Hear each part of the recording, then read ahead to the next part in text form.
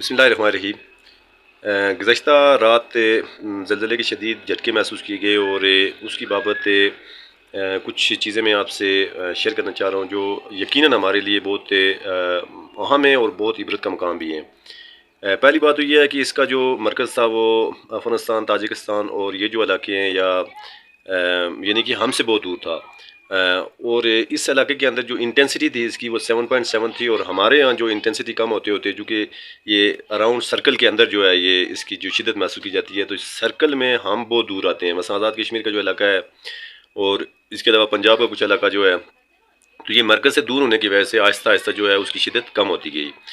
G B میں کچھ نقصان ہوا ہے گلگت بلتستان کے اندر، اس کی وجہ یہ ہے کہ وہ جو جی بی کا جو علاقہ ہے وہاں پہ ایک واخان سٹرپ ہے۔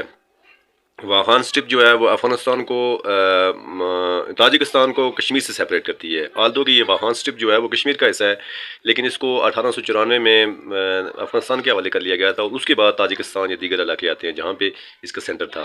تو جی بی اس کے نزدیک ہونے کی وجہ سے اس میں زیادہ نقصانات ہوئے، یعنی 120 افراد کی بابت سنا ہے کہ زخمی بھی ہوئے ہیں اور کچھ گھر بھی پارشلی ڈیمیج ہوئے ہیں۔ تو یہاں پہ ہمارے یہاں جو ہے اس کی شدت محسوس کی گئی، اس کی ڈیوریشن جو تھی 35 سیکنڈ کے اراؤنڈ تھی، تو وہ شدت محسوس کی گئی، لیکن نقصان الحمدللہ کسی کا نہیں ہوا۔ اب دیکھیں کتنی ترقی ہو گئی ہے۔ ماضی کے اندر جب زلزلہ ہوتا تھا تو اس کو زلزلہ نام سے بھی لوگ واقف نہیں تھے، اس کو بھوئیل کہتے تھے، اور پھر یہ ہوتا تھا کہ لوگ کہتے تھے جی کہ ایک گائے ہے جس نے اس زمین کو ایک سینگ کے اوپر اٹھا رکھا ہے، تو تھک جاتی ہے تو دوسرے سینگ کے اوپر ڈال دیتی ہے۔ یہ متس اس طرح کی متس مشہور تھی، اور پھر آج ترقی کرتے کرتے ہم اس نیچ کے اوپر پہنچ چکے ہیں کہ اس کا سینٹر میجر کر لیتے ہیں، ایپی سینٹر کا ہمیں سمجھ آ جاتی ہے، پھر اس کی انٹینسٹی کی ہمیں سمجھ آ جاتی ہے۔ اور حیران کن بات یہ ہے کہ رات کو اینڈرائڈ جو موبائل کا جو سافٹ ویئر والے جتنے بھی موبائل ہیں اس میں ارلی میسج ہے جن کا نیٹ کھلا ہوا تھا کہ آپ کا جو ہے آپ کے علاقے میں اتنی شدت کا زلزلہ آنے والا ہے، اپنے آپ کو محفوظ مقام کے اوپر لے جائیں۔ مجھے بھی وہ میسج آیا، لیکن میں نے بعد میں دیکھا۔ یہاں سے میں آپ سے ایک قرآن کا واقعہ شیئر کرنا چاہ رہا ہوں، اصحاب کہف کا واقعہ ہے۔ اور اصحاب کہف جو تھے وہ سارے لوگ جانتے ہیں کہ ایک دقیانوس بادشاہ تھا، اس سے تنگ آ کے انہوں نے ایک غار کے اندر پناہ لے لی تھی، اور پھر رب نے ان کو سلا دیا، اور جب 300 سال سونے کے بعد ان کا کتا بھی ان کے ساتھ تھا تو وہ دوبارہ اٹھے۔ تو وہ جب مارکیٹ کے اندر گئے تو 300 سال جو کہ بڑا ٹائم ہے، 300 سال میں وہ دقیانوس جو بادشاہ تھا جس سے وہ گھبرا کے یا تنگ آ کے وہ انہوں نے غار کے اندر پناہ لی تھی، تو وہ بھی فوت ہو چکا تھا، اور نئی حکومت نئے لوگ تھے۔ تو انہوں نے جب سکہ جا کے دیا 300 سال پرانا، تو ان کو بلایا گیا بادشاہ کے پاس۔ تو بادشاہ نے چونکہ ہسٹری پڑھی ہوئی تھی کہ آج سے 300 سال قبل ایک دقیانوس بادشاہ تھا، اس سے کچھ افراد بھاگ گئے تھے، وہ 3 بھی ہیں، 5 بھی ہیں، 7 بھی، مختلف روایت آتی ہیں۔ تو اس نے دعا بھی کی ہوئی تھی رب سے کہ اے رب، اس کے علاقے میں چونکہ ایک فتنہ اٹھا ہوا تھا، ایک فرقہ کہہ رہا تھا کہ مرنے کے بعد دوبارہ زندگی نہیں ہے اور انسان دوبارہ زندہ نہیں ہوں گے، اور ایک فرقہ کہہ رہا تھا جی کہ دوبارہ زندگی ہے۔ تو اس نے رب سے دعا کی ہوئی تھی کہ اے رب مجھے کوئی ایسا معجزہ دکھا کہ میں ان لوگوں کو سکھا سکوں یا بتا سکوں کہ مرنے کے بعد دوبارہ اٹھ سکتے ہیں۔ تو وہ دقیانوس جو بادشاہ کے دور میں جو افراد جو غار میں چلے گئے تھے، تو وہ اس وقت ایک سمجھ لیں کہ ایک دلیل تھی کہ مرنے کے بعد دوبارہ جی اٹھیں گے۔ موجودہ دور کے اندر دیکھیں تو ہم نے اسباب کے اوپر اتنی زبردست وہ کنسنٹریٹ کر لیا ہے۔ یہ جو نالج ہم گین کرتے ہیں نا، یہ تو رب نے ہمیں ڈرائیو کیا ہوا ہے کہ زمین کو زمین کے اندر انویسٹیگیٹ کرو، کائنات کے اندر انویسٹیگیٹ کرو، اس میں تو کوئی شک نہیں ہے۔